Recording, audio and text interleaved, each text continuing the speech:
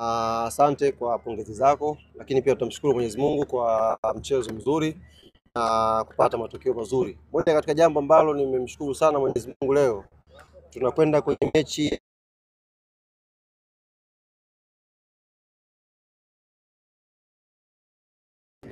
yaani moyo wangu ulikuwa unamdunda kwa sababu tumekuwa na hiyo trending kwenda kwenye mechi muhimu ya kimataifa, alafu tunatengeneza majeraha kwenye mchezo wetu wa mwisho wa ligi kwenda kwenye huo mchezo wa kimataifa. Kwa hiyo leo imeisha salama. Daktari ameniambia hakuna majeruhi yoyote ambayo yanaweza kusababisha mchezaji kukosekana kwenye mchezo wa FAR Rabat. Kwa hiyo nimemshukuru sana Mwenyezi Mungu kwa hilo. Lakini la pili ni wapongeze benchi la ufundi, wachezaji wetu kwa matokeo mazuri ya leo, na ni matokeo ambayo yametupeleka sasa juu ya kilele cha msimamo wa ligi kuu ya NBC.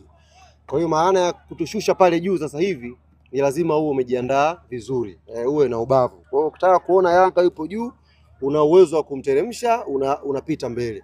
Tumekaa kwenye nafasi ambayo tunastahili na tunaamini ni mwanga sasa wa kwenda kupambana kwenye mechi inayofuatia. Kipindi cha kwanza ni kweli hatukucheza vizuri sana, na hatukucheza vizuri sio kwa sababu tulikuwa na uzembe. Hatukucheza vizuri kwa sababu KMC pia na wao walicheza vizuri first half. Walijaribu kucheza vizuri sana kwenye kujilinda hapa nyuma. Nafasi ya kwanza ambayo tulipata kupitisha mpira wetu kwa Pacome kwenda kwa Maxi tukafunga. Lakini ukiangalia dakika nyingine zote walikuwa watu force tena pembeni tupige cross. Tulikuwa tupate nafasi ya kupita katikati, kupita vile ambavyo Yanga tumezoea kupita. Na wakawa na ushap baada ya kufunga goli, ni kama tuka switch off kidogo, wakawa na ushap, tukafanya mistake hapa, wakapata foul. Faida nafikiri ya jua Diara akacheza ule mpira kile alicheza katika eneo ambalo Saliboko alikuwa yuko active na akafunga goli zuri. Kwa hiyo tulipokwenda vyumbani, sijua mwalimu alizungumza nini, lakini naamini alikwenda kuwakumbusha umuhimu wa dakika 5 za kipindi cha pili kuja kucheza kwa umakini. Pressure ni kubwa sana, watu wanahitaji matokeo, players wanacheza kwa pressure kubwa. Baada ya goli la pili kila kitu kilifunguka. Nafikiri leo tumepata nafasi nyingi, magoli tumefunga mawili mengine tena. Players wakaanza kucheza bila pressure. Na hii inairudia kila siku. Kinachotuumiza hapa sasa hivi ni pressure tu. Pressure hii ikipotea, tukianza kushinda kwa ushindi comfortable namna hii, tukashinda kwenye michezo mikubwa, tutakuwa kwenye nafasi nzuri ya players kuonyesha zaidi kile ambacho wako nacho. Ni kama pressure inaanza kuondoka sasa kwa Andy Boyeli Tembo. Ndio amefanya vizuri sana. Sisi niwape kidogo shule hapa. Nimeona kuna mtu mmoja yule akili hana. Nikisema tu bahati mbaya hapa, yule akili hana. Alikuwa anazungumza kuhusu usajili ambao Yanga wamefanya msimu huu. Baada ya kutoa kikosi akasema, mbona wanaanza wale wa msimu uliopita? Jamani, sisi tulifanya usajili kwa ajili ya kuboresha timu yetu. Hatukufanya usajili kwa ajili ya kujenga timu yetu. Wachezaji ambao unaona walikuwa last season, mikataba yao iliyoisha tuliwaongezea mikataba. Lengo ni kuhakikisha wanabakia na wanakuwa wachezaji muhimu kwenye timu yetu. Tungekuwa tuna ulimbukeni tu wa wachezaji wapya, maana yake tungemwacha Maxi asingeongezewa mkataba, tungemwacha Duke Abuya asingeongezewa mkataba, tungemwacha Mudathir asingeongezewa mkataba, tungemwacha Pacome asingeongezewa mkataba.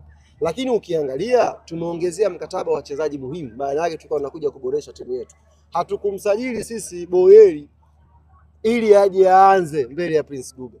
Tulikuwa tunaamini tuna striker wetu namba 1, Boyeli aje kuongeza changamoto kwa striker anayeanza. Hivyo hivyo kwenye nafasi nyingine. Nafasi pekee ambayo mtu yupo anaanza comfortable kwenye timu yetu sasa hivi ni namba 10 ambayo anaanza Mohamed Dumbia.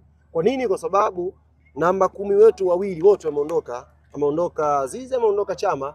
Kwa hiyo Dumbia ndio namba 10 mpya, ndio maana anaanza. Hata Mzizi angekuwa fit, maana yake hata Chikola angekuwa anakaa mbao. Sio, unaelewa? Kwa hiyo sisi hatukwenda kujenga timu, tulikwenda kuboresha timu. Kwa hiyo hawa wapi wanaokuja hawa mdogo wanatakiwa waingie kwenye timu kwa kuonyesha ushindani. Kama hivi anaanza Dube, akija Boyeli anatakiwa aonyeshe kwamba anaweza kucheza vizuri kwenye nafasi.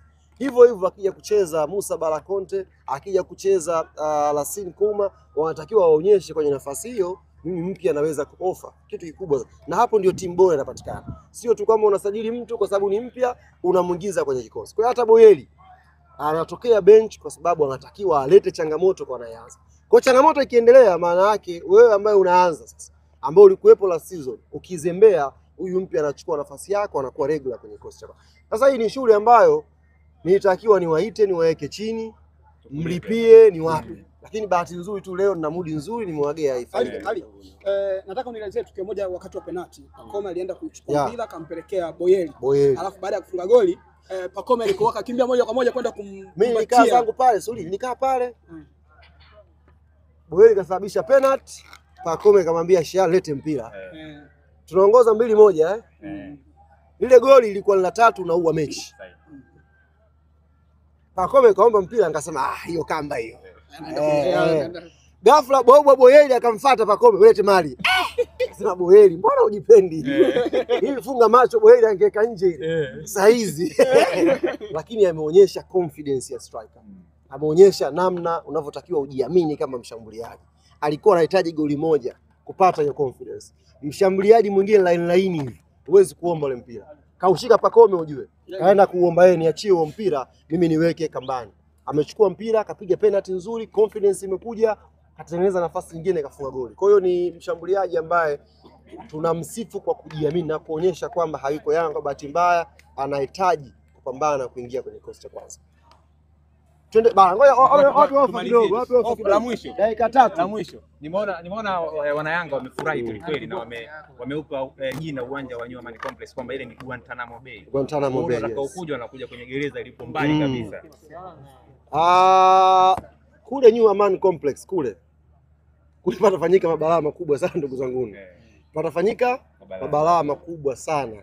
Tulichokifanya sisi tumefikiria mbali. Ndio maana tumekwenda New Amaan Complex. Na umekuita vizuri ndugu yangu. Kule ni eneo la mateso na mtakwenda kushuhudia. Wala msiwe na haraka. Tarehe 22 dhidi ya FAR Rabat. Tukio ambalo tunafanya sasa hivi hapa, tunakwenda kuzindua jezi zetu za kimataifa. Na tutakwenda kuzindua jezi hizi siku ya Jumatano kama sikosei. Jumatano kwa mujibu wa ratiba ambayo imepangwa. Tutakwenda kulaunch jezi zetu za kimataifa ambazo tutachezea mchezo wa kwanza wa FAR Rabat. Niwaambie mashabiki na wapenzi na wanachama wa klabu yetu ya Young Africans. Haya leo ya ligi yameisha hapa. Tuna kibarua kizito kweli tarehe 22.